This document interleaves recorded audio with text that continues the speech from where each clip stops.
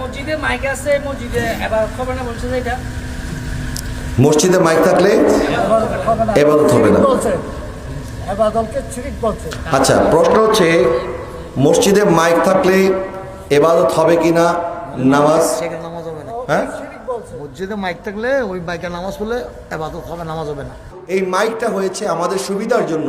এই যে আজকে ওয়াজ মাহফিল হচ্ছে, এখান থেকে শেষ মাথায় আমার আওয়াজটা হয়তো যেত না, এখান থেকে ঘরে যারা শুনছেন তারা হয়তো আমার কথাটা শুনতে পেতেন না, কিন্তু এই মাইকের মাধ্যমে এই ইবাদত বন্দেগীগুলি ঘরে বসেও আমাদের মা বোনরা শুনতে পাচ্ছেন। আমরা যে এখন টেলিভিশনে আমরা ওয়াজ মাহফিল করি না, এই যে আমরা ওয়াজ করি, ভিডিও হচ্ছে, এটা ইউটিউবে যাবে, ফেসবুকে যাবে, এই কথাগুলি যখন মানুষ শুনবে, মানুষ হেদায়েত হবে কিনা? তাহলে বিজ্ঞান আমাদের জন্য সহজ করে দিয়েছে। এখানে বসে আমি ওয়াজ করছি, কিন্তু লন্ডনে বসে বসে আমার মুসলমান ভাই বোনেরা কোরআন হাদিসের আলোচনা শুনতেছে। এটা কি দ্বীনের খেদমত হচ্ছে কি খেদমত হচ্ছে না? খেদমত হচ্ছে। সুতরাং যেখানে দ্বীনের কল্যাণ আছে এই কাজ করা যাবে কি যাবে না? যাবে। তবে যারা বলে নামাজের মধ্যে যদি আমরা মাইক ব্যবহার করি তাহলে রসুলের একটি সুন্নত, মুকাব্বির হওয়ার যে সুন্নত, এটা উঠে যাবে, আসলে এটাও যুক্তিযুক্ত নয়। এটা মুকাব্বির হওয়া এটা সুন্নতের বিষয়, এটা কোনো নামাজের ফরজ ওয়াজিবের মধ্যে পড়ে না। যদি মুকাব্বির হতে হয়, হ্যাঁ, এটা সুন্নতের সওয়াব পাবে। যদি মুকাব্বির থাকে ভালো, না থাকলে যে নামাজ হবে না, মাইকে নামাজ পড়লে যদি নামাজ না হয়, মক্কা মদিনাতে মাইকে নামাজ হয় কি হয় না? আমার নবী রাহমাতুল আলামিন মসজিদে নববীর মধ্যে হযরত বেলাল রাদিয়াল্লাহু তাআলা আনহুকে যখন দায়িত্ব দিয়েছেন আযান দেওয়ার জন্য, হযরত বেলালের জন্য একটা মিনার নির্মাণ করা হয়েছে। ওই মিনারের ছাদে গিয়ে হযরত বেলাল আযান দিতেন এবং মদিনাবাসীরা ঘরে বসে আযান শুনতে পাইতেন। উদ্দেশ্য ছিল আযানের ধ্বনিটা উম্মতের ঘরে ঘরে যেন পৌঁছে দেওয়া যায়। জোরে বলুন সুবহানাল্লাহ। যখন কেউ কোরআন তেলাওয়াত করে তখন ওই কোরআন তেলাওয়াত যিনি করছেন, ওই কোরআন তেলাওয়াত যিনি শুনছেন, তিনিও সওয়াব পাবেন। পাবে কিনা?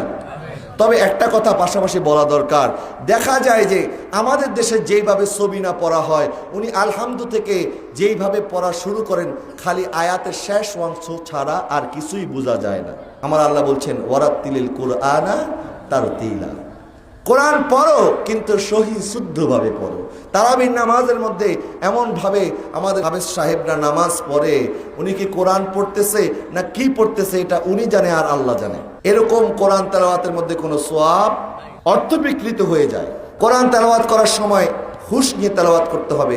অশুদ্ধ তেলাওয়াত করলে চলবে না, তাড়াহুড়া করলে চলবে না, তারতিল সহকারে তেলাওয়াত করতে হবে। আপনার তেলাওয়াত যিনি শুনবেন তিনিও সওয়াব পাবেন। জোরে বলুন সুবহানাল্লাহ। সুতরাং এই বিষয়ে বিতর্ক করার কোনো সুযোগ নাই।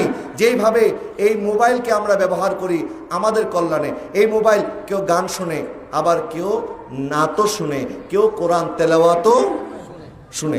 এখন আপনি যদি বলেন এই মোবাইল দিয়ে কোরআন তেলাওয়াত শোনা যাবে না, তখন কোরআন তেলাওয়াত শোনা যদি বন্ধ হয়ে যায় তখন এই মোবাইল দিয়ে তখন তারা গান শুনবে। এই মোবাইলে যদি আপনি বলেন মোবাইল দিয়ে হুজুরদের ওয়াজ ভিডিও দেখা যাবে না, তখন এই মোবাইলের মধ্যে তখন তারা সিনেমা দেখবে, নাটক দেখবে, গুনাহ করবে। এই জন্য গুনাহ যেন না হয়, আমাদের উচিত মানুষকে এই বিজ্ঞানসম্মত, এই বিজ্ঞানের যুগ, মনে রাখবেন ইসলাম বিজ্ঞানময়, বিজ্ঞানের সাথে ইসলামের কোনো সংঘর্ষ নাই। বিজ্ঞান, ইসলাম বিজ্ঞান দিয়ে চলে না, বরং বিজ্ঞান ইসলাম দিয়ে চলে। কথা বলেন ঠিক না বা ঠিক? সুতরাং বিজ্ঞানের সাথে যদি ইসলামের